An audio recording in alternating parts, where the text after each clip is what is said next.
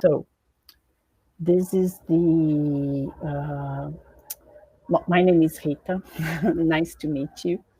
I am a teacher at Faculdade de Cultura Inglesa. Actually, I am responsible for the literature courses, but I also have, from time to time, an English group. And this semester, I had a A2 slash B1 English group. And the topic of my talk today is giving students the gift of gap. Well, what is the gift of gap? It is the ability to speak easily and confidently in a way that makes people want to listen to you and believe you. I took this definition from Cambridge Dictionary, and well, speak confidently. I guess this is some of the things that our students want, that we as teachers also want. So it is one of our important goals in the classroom. But some students are afraid of make mistakes and embarrassing themselves in front of the others. And I always say that mistakes are unavoidable. And but they are also part of the learning process. So my aim here is that if we have consistent practice during our lessons, then it is the success to have a better English, not only in the classroom, but also outside the classroom. So the aim of this talk is to show some practical activities that I hope they are going to be useful for you, and also they will be easy to be done inside your classrooms. Okay. Well, but first, let me get some quotations from the scholars to see why we should do speaking activities in class. Harmer says that speaking activities give the teacher and the students a good idea of how well everyone is doing. So it is a moment that we as teachers observe how they are using the language that we taught. And he also says that we want to get our students to speak so that they have to retrieve and use the language that they know. And in communicative speaking activities, we want to give the students a real desire to speak and a communicative purpose for doing so. So, moving on to Lewis and Hill, they say that classroom conversation will be most effective if it arises naturally and spontaneously. For example, a remark made by a student about a text or something which happens during the lesson. If we as teacher we pay attention to those remarks, to those moments, we can use one of them and naturally develop a conversation in the classroom. Well, let's hold on to that. And Klippel says, since foreign language teaching should help students achieve some kind of communicative skill in the foreign language, all situations in which real communication occurs naturally have to be taken advantage of, and many more suitable ones have to be created. So did you see that he comes from situations which happens in the classroom out of nowhere, so we have to take advantage of them, but we should also create our own activities, our own suitable moments for a speaking activity. And finally, no, there are two more, sorry. Uh, it is through cooperative talking that learners are enabled to simulate and thus prepare for the out of class communication. So why do we have speaking activities in the classroom to prepare our students to better perform outside the classroom. And the cooperative principle is very important. And by this, we can come to the last quotation that I have for you today. It is important to create a positive social environment for the students so communication can occur. We should provide students with opportunities for social interaction that encourage them to feel that their identity is respected and that they can and should be willing to communicate. So we came to see the reasons why we should give our students speaking activities in the classroom. Now, let's see when we can use those activities during the lesson plan. So it can be used as icebreakers, warm up, pre-reading or listening or writing activity, post-reading or post-listening, to practice a language item, either a grammar or vocabulary. Activities to develop fluency, such as role plays, debates, conversations, presentations, and also exam practice, PET, FCE, CAE, and so on. Now, let's go.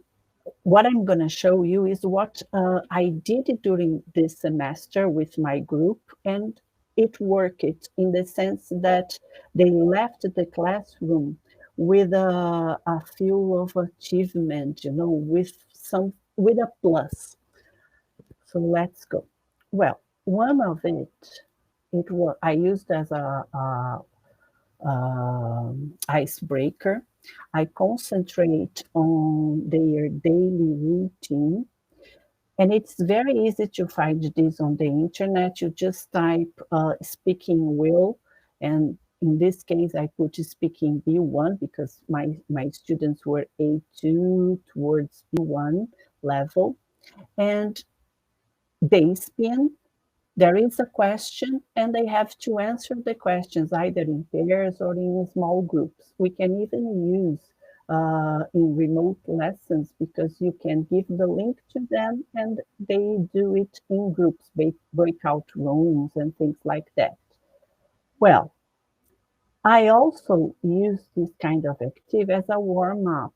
For example, I was giving them a text about music, and then as a warming up to the topic, I use one speaking will concerning music, like what is your favorite musical instrument? So all the questions were related to music.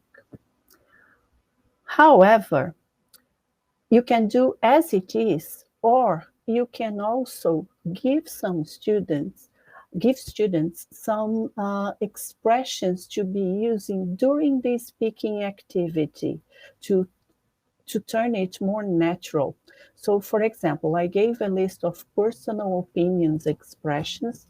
They were supposed to choose a couple of them, and while they were doing this activity, they were supposed to try to use the expression. So instead of just saying, I think, they would say, to my mind, from my point of view, in my experience, to vary the expressions related to personal opinions.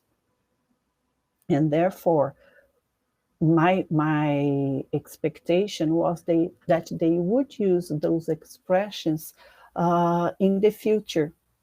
And it really worked with some of them. Well, another way this can be used either as an icebreaker or as a warm-up.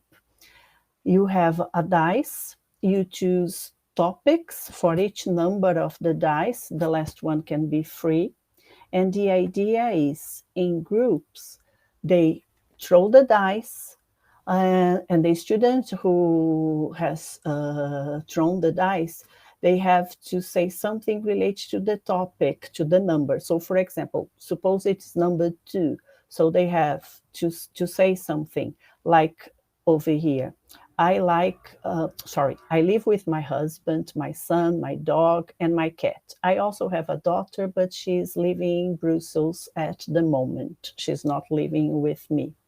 This is a good way of them to talk about themselves. But if they are shy, I have another thing.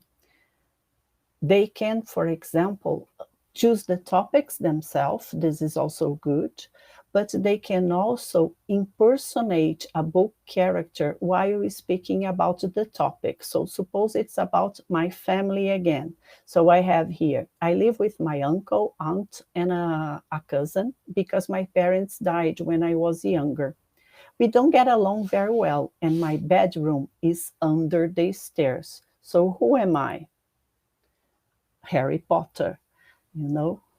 So it is a good idea because when they are impersonate a character or somebody else, they are not talking about themselves. So some of them, they don't feel so shy. Well, and there is the famous question when we ask, my class was on Monday, so we usually ask, how was your weekend? And sometimes they just say, nothing special. Oh, nice.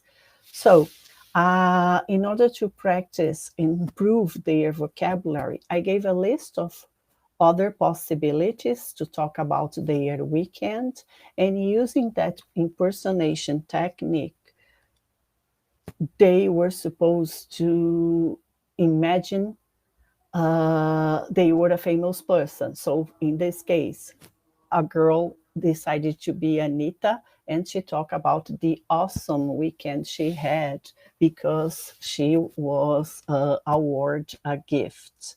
It was quite nice, this lesson.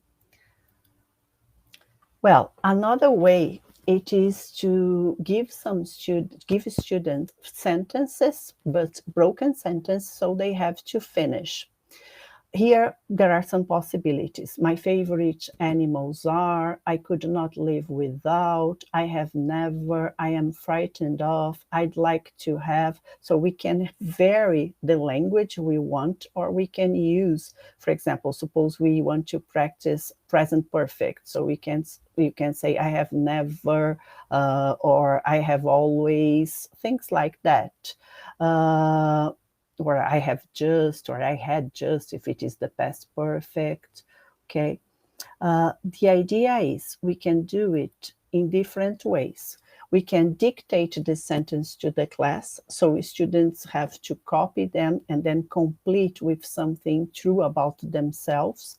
Then either in pairs or in groups, they say their own sentence to each other, and the others must come up with a follow-up question. For example, suppose I tell you, the most beautiful place I have ever been to was in Italy. So a possible question would be, where exactly in Italy? What's the name of this place? Something like that. And then it would go into a natural conversation.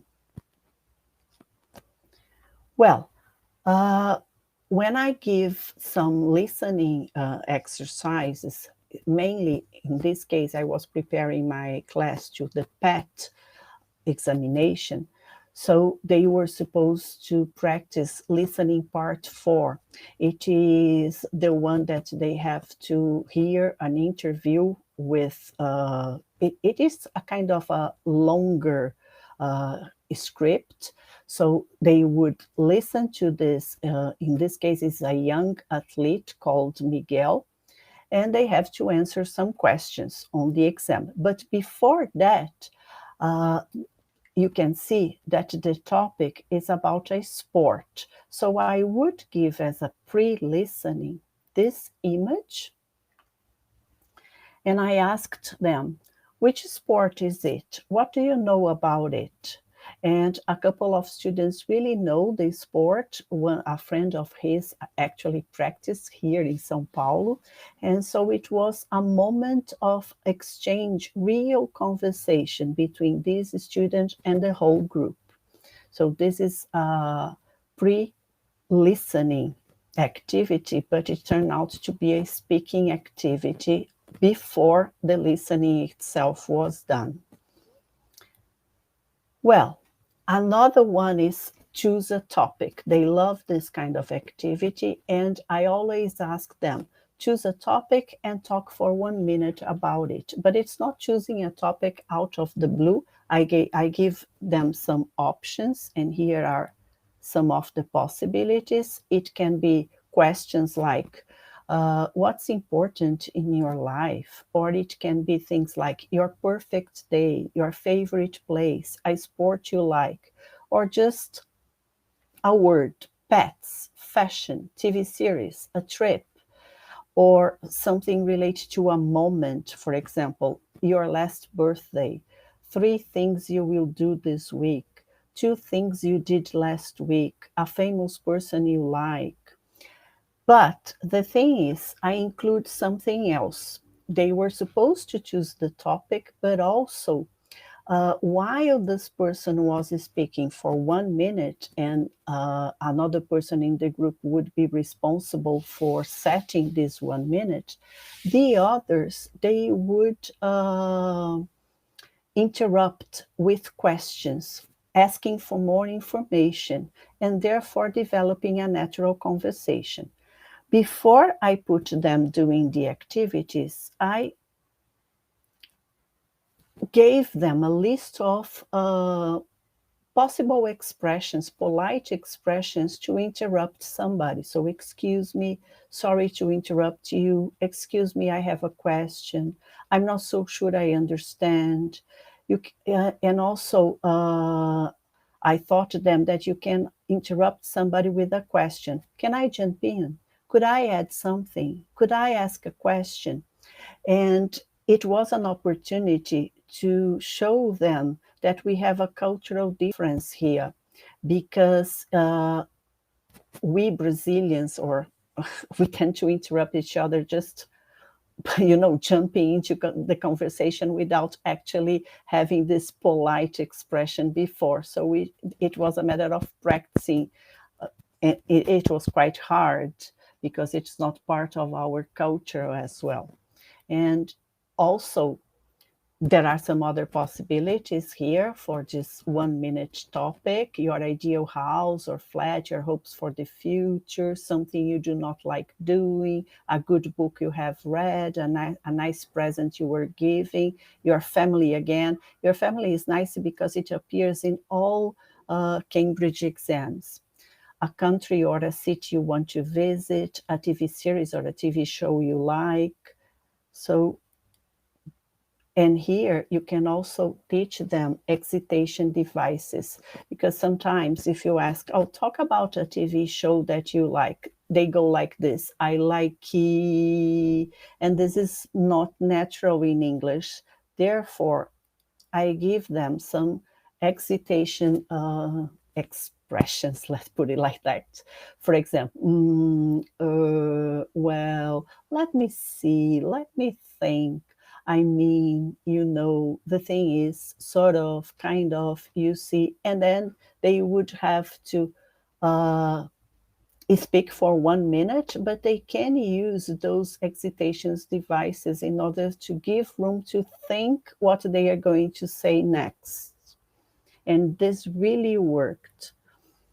And also, this is from PET exam, the first part of the exam. They are supposed to answer questions, but they are not exactly questions. They all start with tell us about. So tell us about a good friend of yours, or tell us about a film you have enjoyed watching. Tell us about the food you enjoy eating, and things like that. So they would use the excitation devices here as well.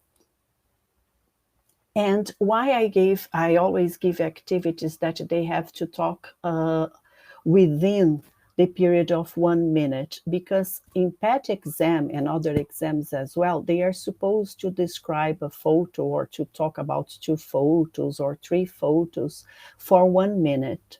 For example, in this photo over here, they might be in a library. So what are they supposed to do in order to describe this photo? And here we have, they have to talk about the scene. They can talk about what the people are wearing, what they are doing, the objects that they can see in the picture, or how the people are using those objects. And in order to do this, we have to help them with some of the vocabulary and also the sentences that they need to use to refer to the picture. So, for example, over here, they can use at the top, at the bottom, on the right, on the left, or on the right side, on the left side, on the right hand side, on the left hand side, in the foreground, in the background, in the middle. For example, let me move this. Wait just a minute. Here, in the middle, there is a woman who might be a teacher looking after the children. In the foreground, we can see two children who are studying hard. So this is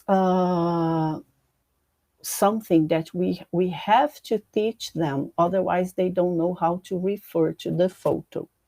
And also, it is interesting to draw their attention to speculating language. So, because sometimes they are not sure about something, most of the time. So, for example, it could be a classroom or a busy library. She looks like a teacher, but could be a librarian. They might be studying for an example.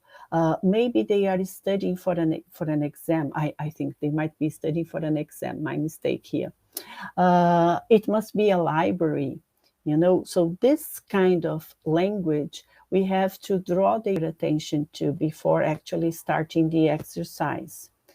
And what I did, which was really interesting, and I think it was the activity that the group uh, loved most, I gave them paintings, and this one was by Chagall, I and the Village. They had 1 minute to describe the painting, and then I did something else, which they thought it was very creative. They had to choose two figures from the painting, create a dialogue between them, perform the dialogue to the whole class, and the class would have to listen to the dialogues and guess the figures they were choosing, in this case, from this picture. Well, and I add something else. They were supposed to express tentative agreement. So they were supposed to use in their dialogue one of those expressions. That certainly sounds like a good idea. That seems like a good idea. That's a possibility. That's certainly something to consider. That's something worth consideration. And I'm going to give you an example that they create. Take a look. Have you seen our daughter? No, I haven't. Do you think she's sleeping? I don't know, maybe. I can't believe it. She should be working at the farm. She's always sleeping. I will try to find her. That seems like a good idea. I've just found her. She was milking the cow. Thank God, so she is working. It was interesting that this group, they were able to work with these two figures, the farmer and the wife, and they also mentioned this figure as well, the girl milking the cow. And it was interesting because they don't know how to say that in English, so they actually look for the expression milk the cow. It was really interesting. And they also were able to use one of the expressions I asked them to. So it was a nice thing. Well, we can also give them some questions related to only one topic. And this is useful because during the PET exam, they will need to ask some questions related to one topic, mainly in the last part of the exam, not only in the PET, but I guess in the FCE, and I'm sure in the CAE as well. So over here, we have some questions related to history. So what do you think makes a good museum? How do you think the teaching of history in schools could be improved? Do you agree that learning about our past is important for our future? What was the most important moment in the history of the 20th century? What has been the most important moment in your life so far? What items from our lives today will be in the history museums of the future? They were supposed to make a conversation out of those questions, not necessarily following an order and not necessarily answering all of them, but before putting them in groups to do the activity, I gave them some expressions to give opinion, to agree or disagree, and invite the other partner to speak. I asked them to choose two from each list, and then they would do the activity trying to use the expressions they had chosen before. And for this, they could also use the same thing as giving opinion, agree, disagree, inviting a partner to speak, for another thing that I found on the internet. It is, in this case, is talking about films, because one of my lessons, the topic was film, and they were supposed to draw a card here and answer the questions in pairs using, in my opinion, in my view, and those expressions that I showed you before. Well, and then it goes to the FCE speaking exam. There is a part of the exam, part 3, that they have to talk to each other. It's a kind of a solve problem thing. There is always a question and there are the possibilities. So they are supposed to talk about the possibilities and come up with a kind of agreement. For these activities, it is nice to also give some useful phrases for them to go from one possibility to the other. So, for example, starting, which one shall we start with? Or what do you think about? How about moving on to? And things like, good point, I'm not so keen on, for example, if you think having more shops is a nice idea, you can say, I'm not so keen on shopping myself. What about providing parks? I really love walking in the park, something like that. And they were supposed to use these expressions and do the activity in pairs, this one. Well, why my title is the title I gave, like the gift of gab. Well, if you know me, I really like Ireland. My master was in Irish literature. Actually, to be more precise, it was in contemporary Irish drama. I studied Conor McPherson, and he's a dramatist who likes storytelling. So I'll tell you a story, very short one, I promise. This is a castle in County Cork. It's called Blarney Castle. And if you go up the way here, let me show you another picture, you are going to see the Blarney Stone. And according to the legend, whoever kisses the Blarney Stone is gifted with eloquence. So the ability to persuade somebody to believe on what you say. So the gift of gab. Well, I've been there, and I really kissed the stone. But I don't think we have to. It would be a very nice idea to have a school trip to Ireland. I would love to go there and take all my students to kiss the stone. But actually, I think what we have now and what is more suitable for us is to prepare activities in classroom in which they are able to practice their spoken English. And last but not least, those are the references book that I used in the beginning of the talk.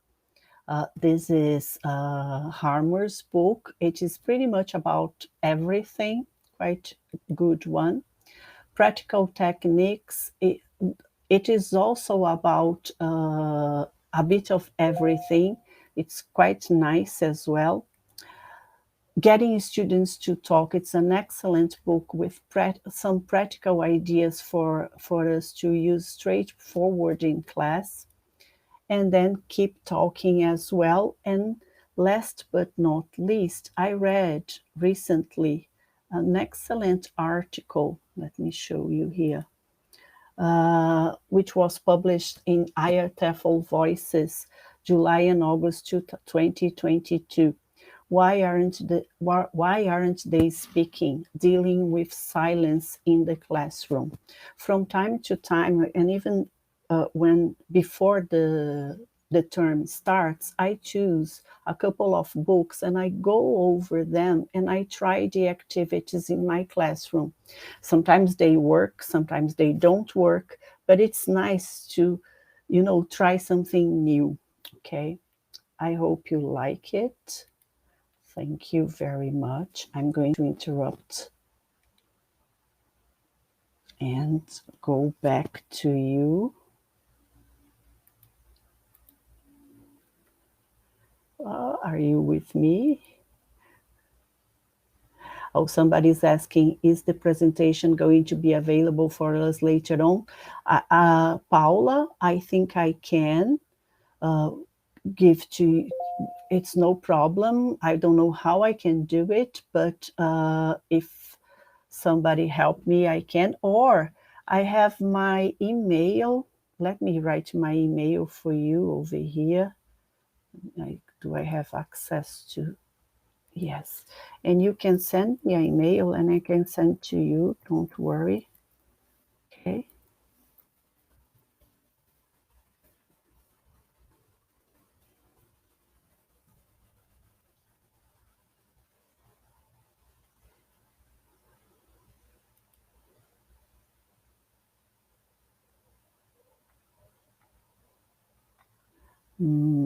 Let me see anything else. Speaking should be elaborate based on the students' needs. They are better when they promote critical thinking. I totally agree with you, Fernando. Yes, they are. Of course, when they have to say something, it's really important.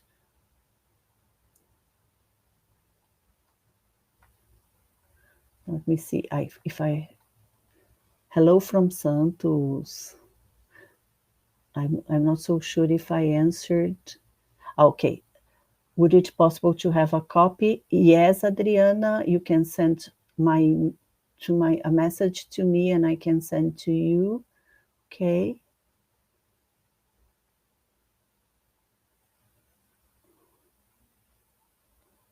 What three elements, in your opinion, are the most important to create an environment which will promote the gift of gap? Well, first of all, we have to, that's my humble opinion, okay?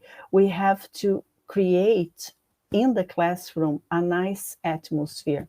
Why do I say that? Because I think if everybody feels comfortable, they can make mistakes, and it's okay to make mistakes. You don't get embarrassed at all because everybody makes mistakes. So they are able to say what they are actually thinking. Another thing is to put activities in the class during our lesson in different parts of speaking activities in different parts of the lesson, and draw their attention that they are actually speaking, because sometimes they don't think they are. They think that, oh, conversation class is speaking. But what is conversation class? Another element, feedback.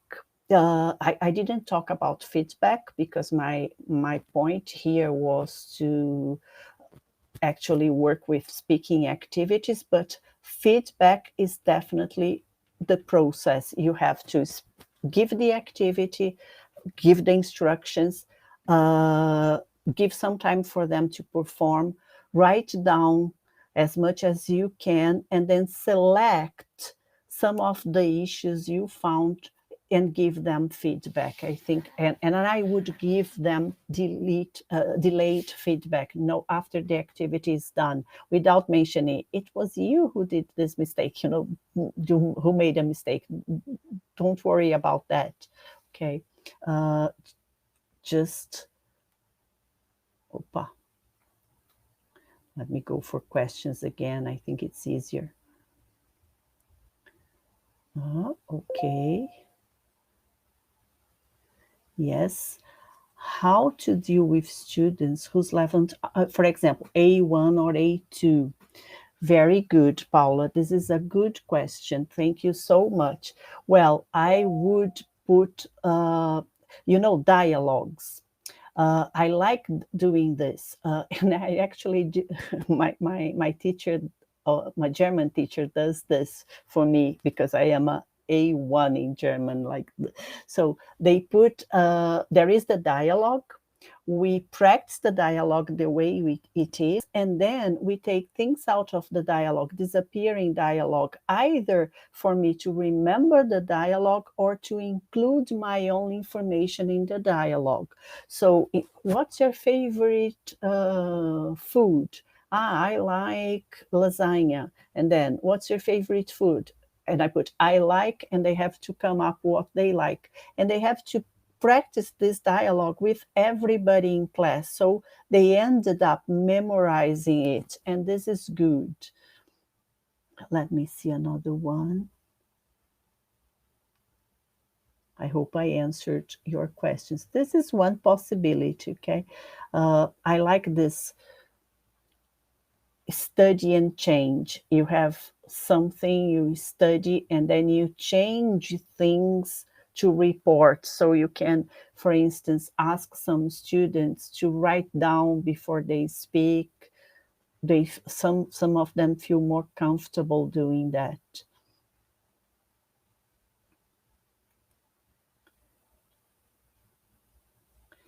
Any other questions? Oh, thank you. Emilia sent me an email asking for the presentation. I will send to you as soon as I finish here. All right.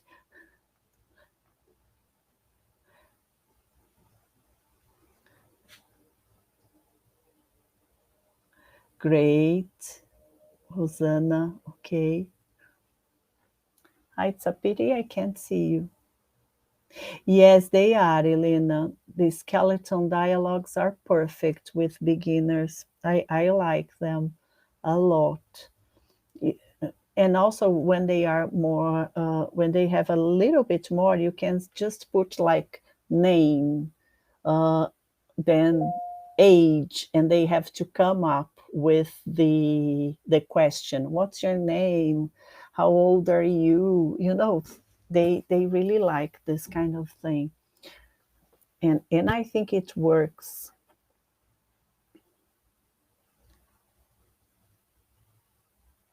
Even drilling, it's also nice because I mean it's old, but with beginners, you can drill and then they have to come up with something else.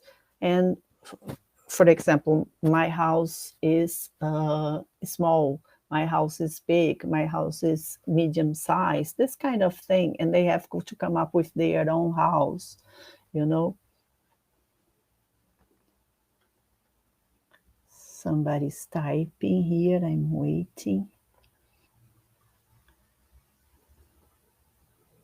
Yes, they can. They can for any. Okay. I saw that someone put the link over here. I was planning to show to you, but I was like, but it was a good idea. Thank you so much. Oh, there is somebody from Salvador. That's lovely.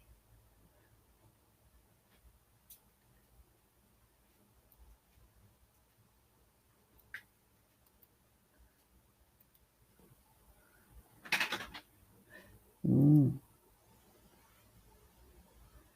Yes, a copy of the presentation, of course.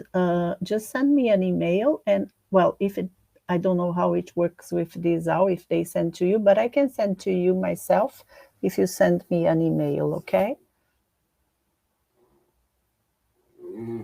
Let me open the door for my dog.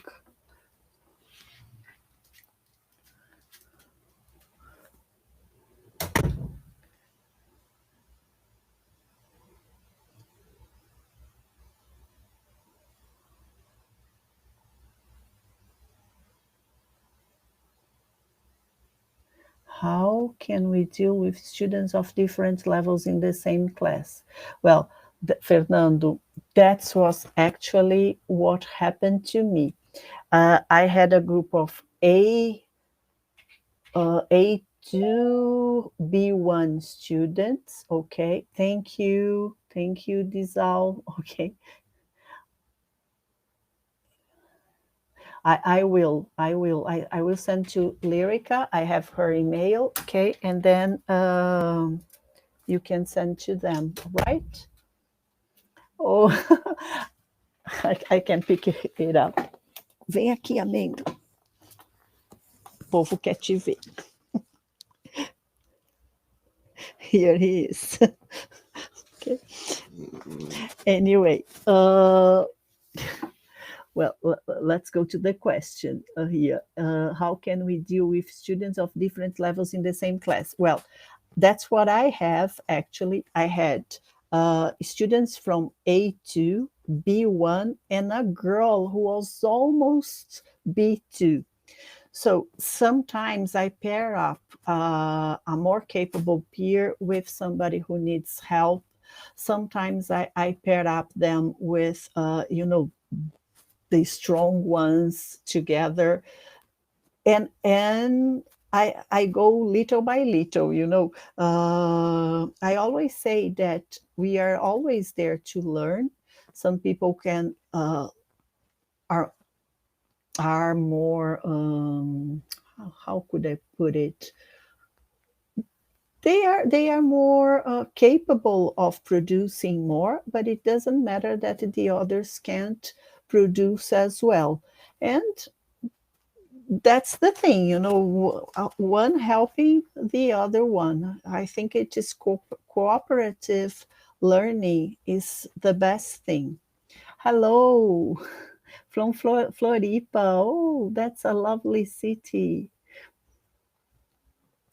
Actually, my daughter lived in Floripa for a year and a half almost, near the UFSC.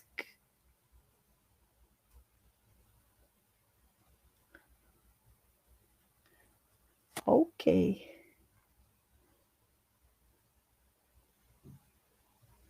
Thank you so much for your participation, Fernando. Thank you so much for your questions. Okay. And everyone else here, thank you so much. Uh, I hope you had a great time. Okay. Pau de Ferros, Rio Grande do Norte. Great. Well, I would love to meet you all. It's a pity I can't see your faces. Thank you, Adriana.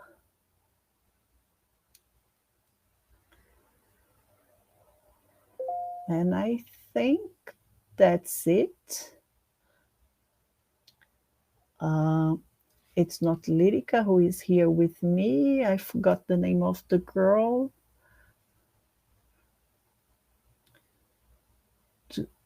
Well, I can send the presentation to you. right now so you can send to them. Oh no, it doesn't work like that. I have to send you by email, I guess. Great, Eliane. That's wonderful.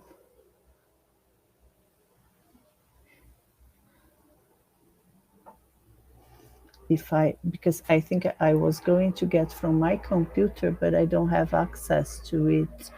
Let's see. No, never mind. I can send to, say if it is here. No, I can send by email to somebody from Disal and then they will send to you, okay? So, bye.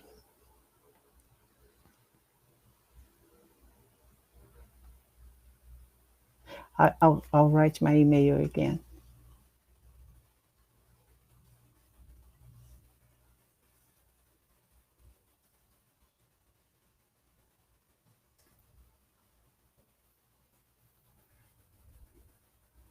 All right?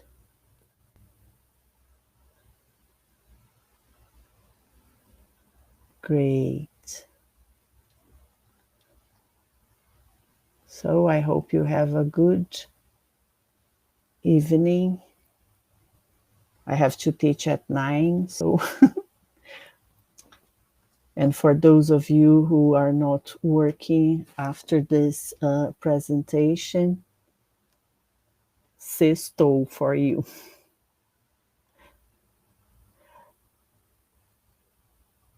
Oh, somebody, I'd love to hear something the next time regarding literature. I'll think about it. Alex, is that you? Oh, lovely to see you here.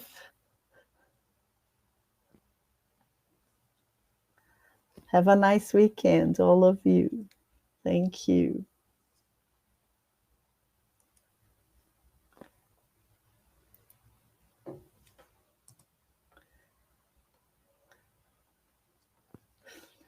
So, bye.